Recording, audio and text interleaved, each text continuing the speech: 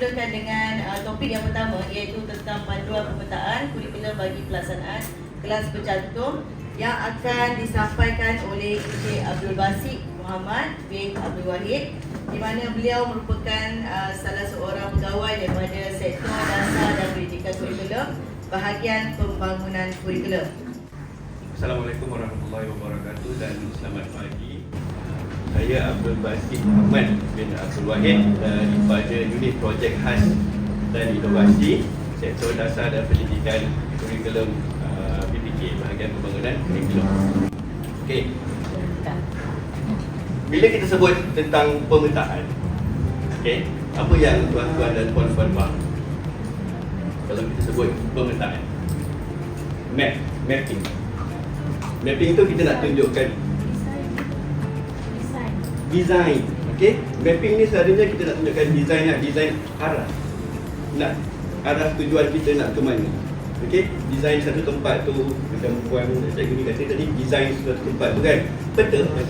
Okey, untuk pemetaan kurikulum ni, dia adalah satu mapping ataupun pemetaan di mana kita nak gabungkan kurikulum tu, ataupun kita nak lukis semula kurikulum asal yang telah dibina. Okey, untuk tujuan kelas bercantum ni, pemetaan yang kita lakukan adalah kita buat gabungan.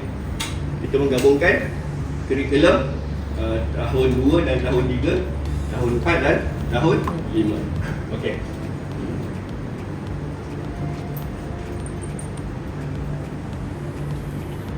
Okey, sedikit tentang pemetaan kelas bercantum lah. Asalnya di dalam PPPM, inisiatif ke-40, pelaksanaan Pelan Hala 7 Sekolah Kurang Murid. Okey, fungsi BPK adalah untuk membuat pemetaan kurikulum bagi pelaksanaan kelas bercantum di sekolah kurang murid yang enrolment dia di bawah 30. Okay. Sekolah yang enrolment dia lebih daripada 30 tidak layaklah untuk menggunakan pemetaan ini. Dia kena ajar seperti biasa. Apabila kita menyebut tentang kurikulum, okay, ada 3 komponen penting yang mesti ada dalam kurikulum. Apa dia macam? Apakah komponen yang mesti ada dalam kurikulum? Kita sebut kurikulum mesti ada 3 perkara. Kita mesti ada konten dia, kandungan dia, kita mesti ada pedagogi, dan kita mesti ada pentadbiran. Barulah kita boleh sebut dia sebagai satu kurikulum. Okey, dia mesti ada apa yang kita nak ajar, macam mana kita nak ajar, dan kita ajar tu betul ke tak betul. Apa tu? Pentadbiran lah. Okey, kurikulum adalah satu pengalaman pembelajaran yang terancang ke arah mencapai penghasilan pembelajaran yang dihasratkan. Itu adalah kurikulum. So dalam kurikulum, okey, komponen dalam kurikulum, contohnya kandungan. Dalam tu ada pengetahuan, ada kemahiran, ada nilai. Okey, dalam kandungan juga kita ada isi kandungan mata pelajaran. Kita juga ada matlamat dan objektif ni. Okey, kemudian kita ada pedagogi. Pedagogi. Mana yang satu betul ya? Pedagogi. Kita orang Melayu pedagogi lah. Kita menggunakan bahasa Melayu pedagogi ya. Okey, kalau bahasa Inggeris pedagogi. Alright. Pengalaman pembelajaran yang seharusnya dilalui menerusi teknik dan kaedah yang berkualiti ke arah mencapai objektif pembelajaran. Okey, pedagogi itu jalan dia lah. Alright, macam mana nak mencapai objektif dia. Pentadbiran dia apa? Dekat hujung jalan tu. Sampai ke tak sampai? Sampai cepat ke sampai lambat? Ikut jalan lain tapi sampai. Ikut jalan lurus tak sampai-sampai. Betul? Okey. So, tugas cikgu-cikgu kat mana? Yang mana satu? Antara kandungan, pedagogi dengan pentadbiran. Yang mana satu tugas cikgu-cikgu? Siapa boleh kata? Tiga-tiga, terima kasih. Tiga-tiga ni adalah tugas cikgu. Okey, cikgu lah yang menetapkan matlamat, cikgu lah yang menetapkan dia punya arah tuju dia, cikgu lah yang menetapkan macam mana nak nilai nanti di hujung tu. Okey? Sebab tu kita keluarkan DSKP. Okey, apa ni DSKP? DSKP adalah suatu dokumen yang integrasikan kurikulum dan pentadbiran. dalam DSKP ni ada kurikulum, ada pentafsiran. Siapa tahu apa itu DSKP? Dokumen Standard Kurikulum dan Pentafsiran. Saya pun selalu kandungan. Sebab dalam kurikulum ada kandungan, betul? Tapi sebenarnya kita keseluruhan kandungan itu kita sebut sebagai kurikulum. Okey, dalam DSKP ni kita ada SK, standard kandungan, kita ada SP, standard pembelajaran, dan kita ada satu lagi SP tapi ada I kecil, standard pentafsiran. Standard prestasi. Standard prestasi. Okey, itu apa yang ada dalam DSKP. Okey, so kenapa kita keluarkan DSKP? Untuk membantu guru memudahkan pentafsiran. Apa perbezaan KSSR? Okay, DSKP dalam KSSR dengan sebelum ni kita dalam KBSN kita ada apa? KBSR kita ada apa panduan yang diberikan? Siapa ingat lagi pada zaman tu? Sebelum wujudnya DSKP, kita pakai apa sebagai panduan? Panduan? Apa nama dia? Saya tak ingat nama dia, tapi dia adalah sebagai panduan sahaja. Okey? Dan Sukatan Pelajaran. Okey. HSP. Okey? Uraian Sukatan Pelajaran kita yang buatlah. Okey. Sukatan Pelajaran tu yang dikeluarkan. Okey. DSKP ni kita tambah P di ujung, kita bantu guru dengan pentafsiran. Okey? Macam mana kita nak mentafsir ikut apa yang telah disampaikan di dalam DSKP tu, dalam kandungan, dalam kurikulum tu, macam mana nak tafsir, macam mana nak buat pentafsiran ikut apa yang telah diberikan. Okey, bagaimana cara dia? Guru melaksanakan PDP dan menjalankan pentafsiran dengan merujuk satu dokumen sahaja. So dalam DSKP tu ada, nak ada macam mana, nak ada apa, di hujung sekali ada macam mana nak buat pentafsiran. Okey.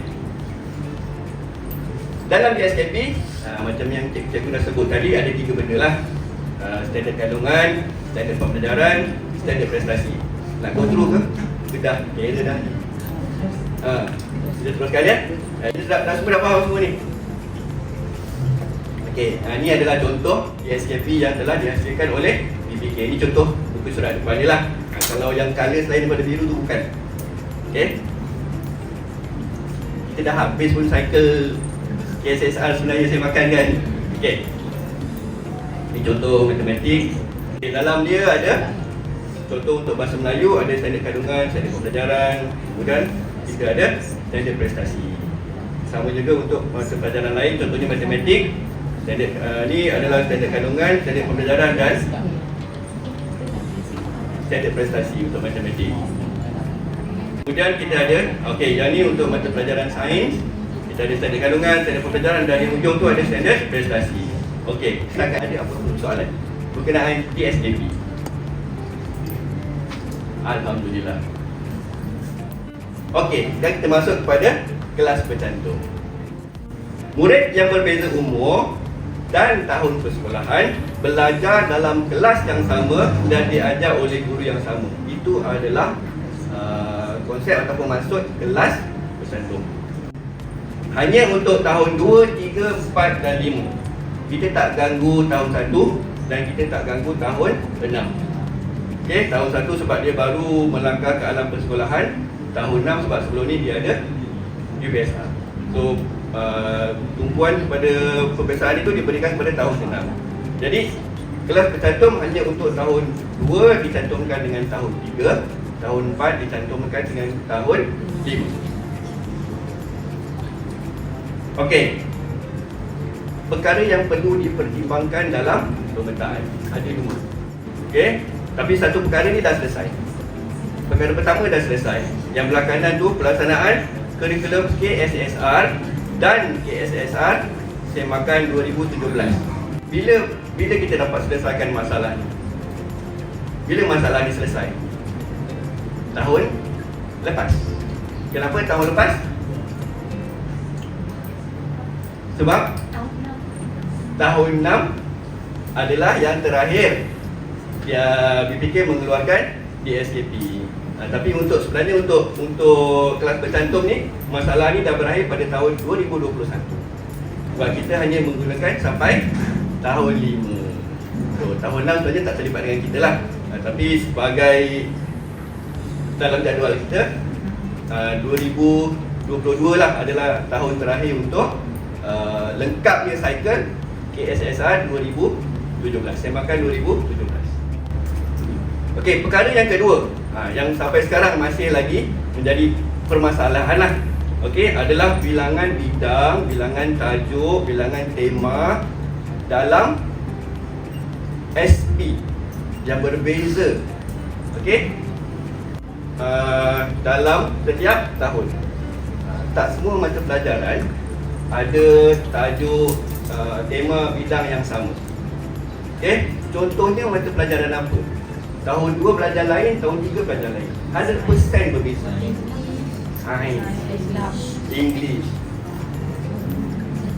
sejarah. Yes, sejarah. Sejarah dia takkan ulang balik. Begitu juga dengan RBT. Kita takkan ulang balik, terus je. Tapi mata pelajaran macam English, walaupun dia tak sama dia punya topik yang dia ajar, skillnya tetap sama. Sampailah tingkatan 5. Dia pakai skill yang sama je, 4 je. Betul 4? Combine skill lah. Lepas tu ada tambah 1, tambah 1. Kan? Untuk bahasa Inggeris. Siapa cikgu bahasa Inggeris? Ada cikgu bahasa Inggeris? Siapa cikgu yang mengajar semua subjek? Mesti mengajar pelbagai mata pelajaran lah kan? SKM, okey. Saya bahasa Inggeris. Jadi minta maaf kalau contoh yang saya berikan ni banyak dalam bahasa Inggeris lah. Sebab itu saya punya hotel lah. Okey. Okey, prinsip pemetaan kurikulum pelaksanaan kelas bercantum. Okey, ini perkara rukun lah, yang perlu ada dalam kelas bercantum. Okey, satu, yang pertama sekali, murid perlu mempelajari semua mata pelajaran. Okey, mengikut minimum jam setahun. Kena ikut. Okey, seperti yang telah digariskan dalam SPI bilangan 8 2016. Okey, itu wajib mesti murid kita jangan lepaskan anak murid kita tertinggal satu mata pelajaran pun. Sepatutnya lah. Okey, itu secara kita nak apa perkataannya, kalau benda tu realistik lah kan. Kalau realistik susah lah nak capai perkara-perkara, macam-macam perkara boleh berlaku di sekolah. Okey, kedua, murid-murid kita mesti mempelajari dan menguasai SK, SP, dan akhir sekali dia kena mengikuti pentaksiran yang telah digariskan. Okey? Okey, saya nak highlight kat nombor 2 ni. Saya ulang balik, mempelajari, menguasai standard kandungan, standard pembelajaran dan standard prestasi. Ada berapa kata kerja dia kat situ? Ada 2 sahaja yang wajib. Dia kena belajar, dia kena menguasai. Okey? Menguasai tu bila? Bila dia menguasai? Akhir tahun. Kalau kemampuan dia akhir tahun, akhir tahun. Kalau kemampuan dia akhir pelajaran, akhir pelajaran. Kalau kemampuan dia tahun depan, kena ada ulangan. Okey? Kemampuan dia sekolah menengah nanti baru dia faham. Ada ulangan. Di sekolah menengah ada, kemungkinan besar akan ada ulangan. Okey? Tapi cuma satu je saya nak tekankan. Yang ni adalah perkara yang pensyarah saya tanamkan dalam diri kami lah. Batch saya buat data dulu. Pensyarah saya maklumkan, you bila masuk sekolah, you ajar, budak tak dapat, apa pada saat kita jadi? Kecewa kan? Kadang-kadang sampai kita marah budak tu. Okey? Satu je saya nak ingatkan, sebab perkara ni berlaku sendiri pada saya. Budak kampung belajar bahasa Inggeris, dekat sekolah rendah belajar bahasa Inggeris 0. Budak kampung nak cakap orang putih dengan siapa? Kan? Source saya, sumber saya belajar bahasa Inggeris TV je lah. Saya dengar. Tapi tak boleh nak praktis. Kalau suruh cakap bahasa Inggeris sampai sekarang pun saya punya bahasa Inggeris berbelit-belit lidah. Tapi saya faham lah. Okey, saya boleh lah. Okey. Saya, apa yang saya belajar di sekolah rendah tu, dah masuk universiti baru saya, oh, inilah yang arwah cikgu aku beritahu dulu. Baru tahu. Kan? Tapi ilmu tu ada tak? Ilmu tu ada. Daripada sekolah rendah yang arwah cikgu saya ajar tu, ilmu tu dah ada. Cuma saya tak dia punya spark tu tak ada. Dah masuk universiti baru. Oh. Okey. Tanamkan itu dalam diri cikgu-cikgu. Okey? Jangan kecewa, insya-Allah. Ya, kalau kita ikhlas mengajar, ilmu tu insya-Allah tetap ada. Alright. Ketiga, PDP mata pelajaran berdasarkan matlamat, objektif, fokus, strategi PDP, elemen berentas kurikulum dan pentadbiran bilik darjah. Okay, ini perkara yang perlu ada dalam kita punya PDP lah. Keempat, pelbagai kaedah, iaitu kita boleh pemetaan kelam cantum ni kita boleh lakukan PDP dalam secara kelas, dalam secara kumpulan, atau kita boleh gabungkan mereka. Last sekali, PBD perlu dilaksanakan kepada semua murid mengikut SPI ditetapkan dalam SJP mengikut tahun persekolahan bagi setiap mata pelajaran. Ada PBD? Ada masalah tak? Selalu yang saya dapat persoalan, macam mana nak buat PBD? Okey, buat je lah ikut yang telah diberi. Okey, kelas ada 2 budak nak ikut PBD, yang mana? Nak ikut PBD yang mana? Boleh cikgu tolong jawab? Cikgu mengajar tahun 2 dan tahun 3 dalam kelas yang sama. Pentadbiran nak ikut pentadbiran tahun 2 ke nak mengikut pentadbiran tahun 3? Masing-masing. Pelaporan? Masing-masing. Okey, alhamdulillah saya dah boleh balik dengan hati yang lega. Okey. Macam mana kita buat, macam mana BPK buat penggabungan pemetaan? Kita menggunakan kaedah penggabungan. Seperti yang cikgu semua maklum, di dalam mata pelajaran, semua mata pelajaran ada yang fokus kepada bidang, ada yang fokus kepada tema, tajuk, kemahiran dan nilai. Subjek apa yang fokus dia kepada bidang? Apa? Sains. Sains ada bidang. Sains ada bidang. Tema. Tema. Pendidikan Islam. Pendidikan Islam menggunakan bidang. Okey. Tema? Mata pelajaran apa yang menggunakan tema? Bahasa Melayu ada tema. Bahasa Inggeris ada tema. Okey, tajuk? Sains, matematik, kemahiran? Patutlah dia punya speaker kat sini, barulah saya dengar suara saya. Kemahiran BMBI, bahasa Arab, bahasa-bahasa lain. Kebanyakan bahasa ni kita fokus kepada kemahiran. Nilai? Mata pelajaran moral pendidikan Islam. Okey? Dan semua subjek ada nilai yang digabungkan. Okey. Okey, contoh pemetaan, contoh kaedah gabungan jika bidang atau tema atau tajuk atau kemahiran atau nilai yang diajar adalah sama. Okey, yang ni yang kita boleh lihat dalam pemetaan kurikulum yang telah BPK keluarkan. Ini adalah contoh untuk mata pelajaran yang kemahiran dia sama. Contoh yang kita berikan adalah contoh sains, mata pelajaran sains. Tahun 2 dan tahun 3 dia ada kemahiran proses sains, tahun 2 ada, tahun 3 pun ada. Okey. Kemudian dia ada kemahiran manipulatif dan kemahiran peraturan bilik sains. Okey, peraturan bilik sains. Kalau cikgu-cikgu lihat kepada standard pembelajaran dia, standard pembelajaran dia pun sama. Okey, ada 1.11, 1.12 sehinggalah 1.2.2. Tapi tahun 2 ada lebih dekat mana? Dia ada lebih 1.2.3, ada lebih 1.2.4. Okey, sebagai seorang cikgu. Okey, contohlah cikgu mengajar mata pelajaran apa pun, ni sebagai contoh kita lihat mata pelajaran sains ni. Konsep macam mana yang kita boleh apply? Macam mana kita nak ajar murid kita ikut jika kemahiran yang sama macam ni? Kita tengok 1.1.1 memerhati. Macam mana cara cikgu nak mengajar murid tahun 2 dan tahun 3 kita nak capai 1.1.1. Murid tahun 2 ada 2 orang, murid tahun 3 ada seorang. Apa cara paling mudah untuk cikgu mengajar 3 orang murid ni? Amali. Okey, amali. Cikgu nak ajar berasingan seorang-seorang ataupun nak ajar benda yang sama je? Kita boleh ajar benda yang sama kan? Sebab mungkin kita punya objektif kita, saya tak mengajar sains, nanti cikgu mengajar sains, boleh bagi satu objektif untuk memerhati. Murid dapat mengenal pasti, okey, dengan pemerhatian. Mungkinlah kan, murid dapat mengenal pasti ciri-ciri dengan cara pemerhatian. Okey, ajar dulu.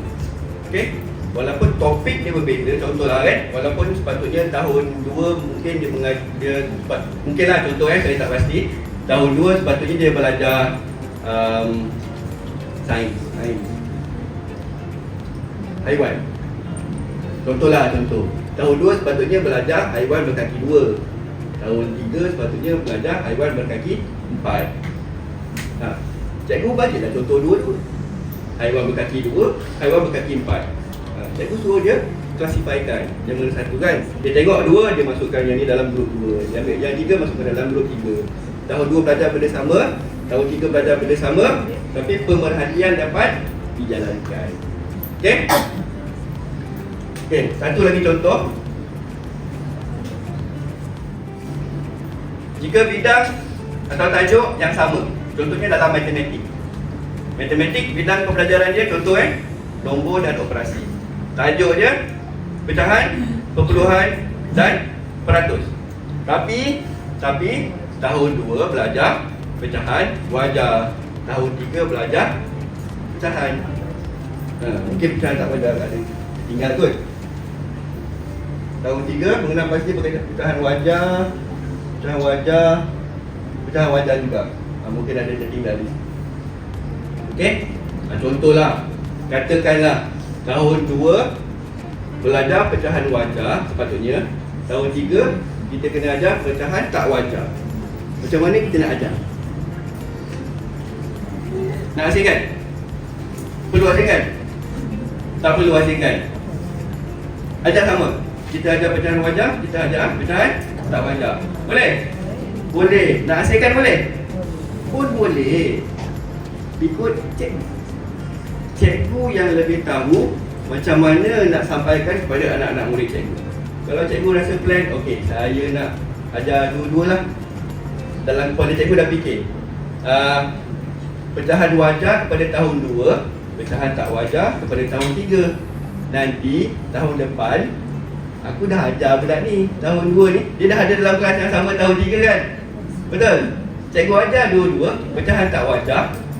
Okey, cikgu ajar kita buat cerita sikit Ali dan Abu. Ali tahun 2, Abu tahun 3.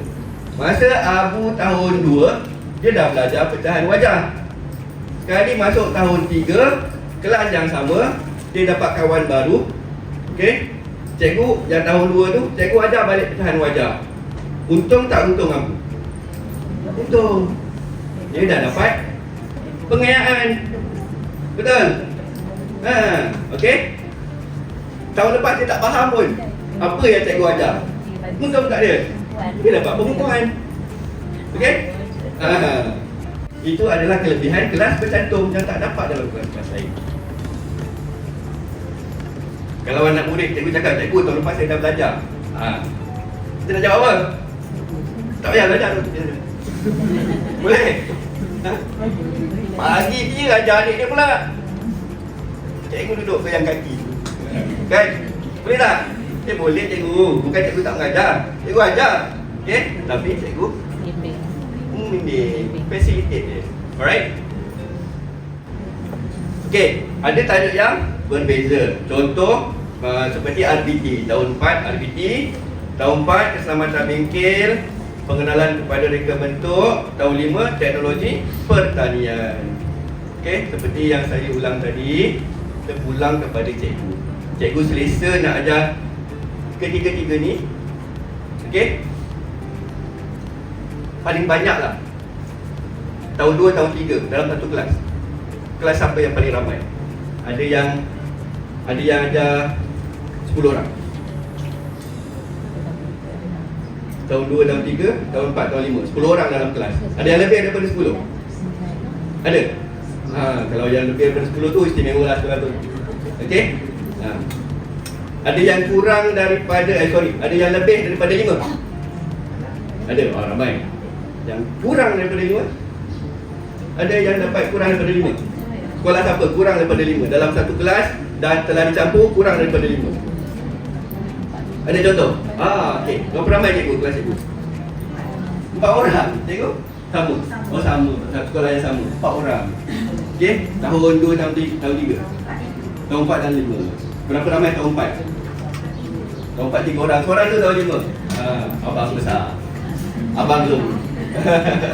Okey. Tapi kadang-kadang tu kan, ada je yang tahun 5 ni dia lahir bulan 12 kan? Perangai dia sama macam tahun 4. Besar dia pun silap-silap tahun 4 tu lagi besar daripada dia. Okey, saya tunjukkan sedikit perkara yang dah selesai, tapi just nak inform sajalah. Okey, ini adalah garis masa pelaksanaan KSSR 2017. KSSR kita bermula tahun 2011 KSSR bermula. 2017 kita revise. Kita buat semakan. 2017 kita keluarkan untuk tahun 1. Kemudian diikuti tahun 2 sehinggalah tahun 2022 kita selesai dengan KSSR semakan 2017. Dan anak saya adalah salah seorang daripada yang UPSR. UPSR mana ada, tipu je UPSR. Dan tak ada UPSR. Yang sepatutnya anak saya adalah yang akan mengambil UPSR semakan lah sepatutnya. Tapi setelah di-abolish, anak saya sangat suka. Kita mak bapak risau kan. Tapi Alhamdulillah. Cerita pasal family sikit boleh? Bangga arwah bapak saya tu, saya jadi cikgu dekat masjid tu semua orang tahu. Jadi cikgu je. Kalau dah jadi uish, saya rasa satu kampung tahu. Anak saya dapat masuk MRSM Langkawi, tapi saya tak nak. Dia cakap dengan anak saya, jauhnya Langkawi, susahnya nak pergi. Lepas tu dia pun yes, kata dia. Dia tak nak masuk asrama. Lepas tu tolak. Dapat MRSM Parit. Dapat MRSM Parit. Lepas tu anak saya kata, tak apalah, kat sekolah cikgu dah apa tu nak lantik jadi pengawas. Tak apalah, suka hati lah. Tapi saya cakap dengan dia, janji kita ubah kehidupan macam duduk dekat asrama. Tapi tipu je semua tu. Saya pun tak boleh nak kontrol dia. Okey, tapi Alhamdulillah anak yang mendengar kata. Okey, ini adalah contoh pemetaan yang telah dikeluarkan. Siapa yang dapat selain daripada warna biru, tukar kecuali kalau cikgu print black and white. Okey, kalau kita dah keluarkan, kita dah selaraskan. Seingat saya yang dikeluarkan sebelum ini adalah pada 2018. Ada tak BPT, pegawai BPT yang saya nak ikut? Saya tak pasti. Yang telah dikeluarkan sebelum ini, tahun 2, tahun 3 telah dipetakan mengikut semakan 2017. Tapi kebanyakan sekolah dapat untuk tahun 4, tahun 5. KSSR tahun 4 adalah semakan. Tapi untuk mata pelajaran tahun 5 bukan semakan. Yang tu sebelum 2021. Kebanyakan sekolah yang saya dapat makluman, apabila saya terangkan berkenaan pemetaan tahun 4 dan tahun 5, diorang macam tenganga sebelum ni lah. Saya cakap, kenapa pula saya penat bagi contoh, dia tak faham. Lepas tu dia keluarkan, Allah, kali lain rupanya. Okey, semakan yang diterima pada waktu itu adalah tahun 4, semakan KSSR semakan 2017. Tapi tahun 5 yang diterima pada masa itu adalah belum semakan. Sebab tu dia ada memang jauh beza lah. Ada yang belum pernah jumpa yang ni? Semua dah dapat? Dah terima ya? Okey, kalau belum terima, boleh pergi dekat laman web PPK. Okey, cari dekat Dekat situ dia punya link dia terbitan BPK bpk.com.my. Okey, terbitan BPK.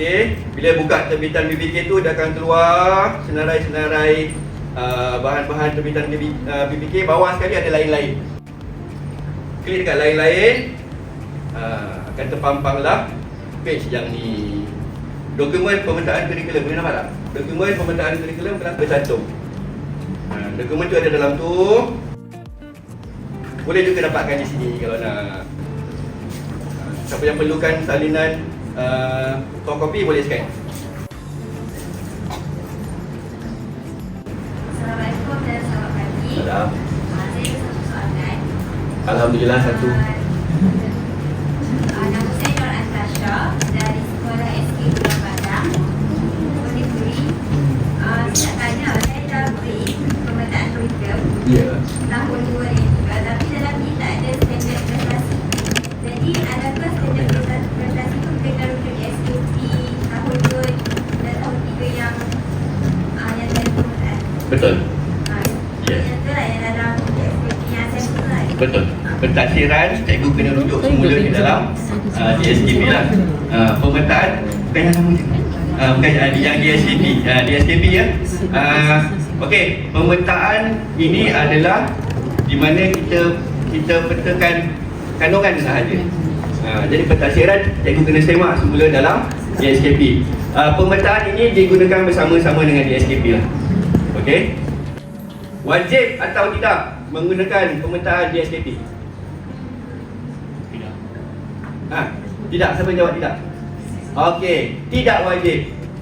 Cikgu tidak terikat dengan pemetaan DSKP. Tidak wajib cikgu. Okey? Ya. Tapi wajib menggunakan DSKP. Untuk membantu cikgu-cikgu petakan panduan sahaja. Panduan sahaja. Tak nak pakai DSKP, tak nak pakai pemetaan DSKP ni. Tak apa. Tapi cikgu kena buat sendirilah pemetaan tersebut. Untuk makluman, ada beberapa mata pelajaran yang telah dikenal pasti ada kesilapan, ada typo lah dalam pemetaan ni. Jadi saya dah maklumkan kepada pegawai-pegawai mata pelajaran yang terlibat. InsyaAllah akan di-upload semula lah yang telah dibetulkan nanti. Sebab kita dah ISBN kan semua panduan-panduan ni. Yang saya dimaklumkan bahasa Cina tahun 2, tahun 3 dan tahun 4 dan tahun 5. Untuk bahasa Cina kesilapan dia pada kolom temakan. Kalau ada cikgu mengajar bahasa Cina, jadi bila dimaklumkan oleh guru-guru rupanya tahun 4 tahun 4. Sebabnya tahun 4 tahun 5. Lepas tu RBT ada kesilapan pada tajuk dan sejarah. Dan insyaAllah akan di-upload semula setelah mendapat kebenaran daripada Perpustakaan Negara Malaysia. Saya ucapkan terima kasih kepada cikgu-cikgu yang telah memberikan perhatian. InsyaAllah kalau ada apa-apa persoalan kemudian boleh terus hubungi saya ya di BPK.